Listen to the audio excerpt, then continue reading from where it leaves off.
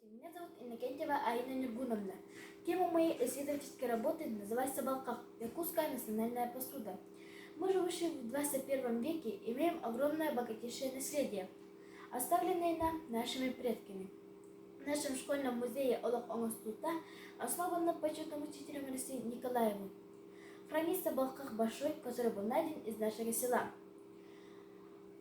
Такой деревянный сосуд хранится в Музее дружбы народов, который был предан в 1973 году.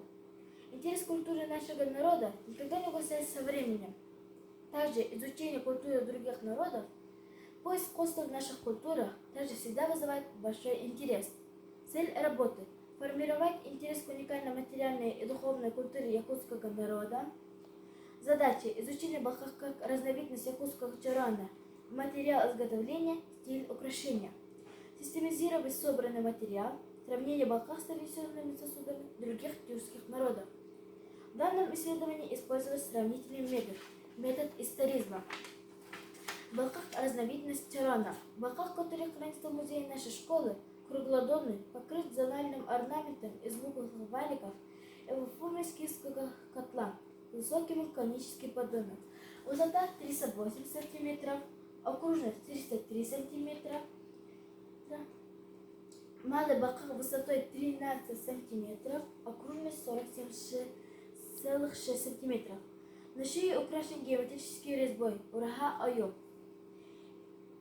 Изделия из дерева кыргыза делают на токарном станке чашки аяк разной величины и глубины.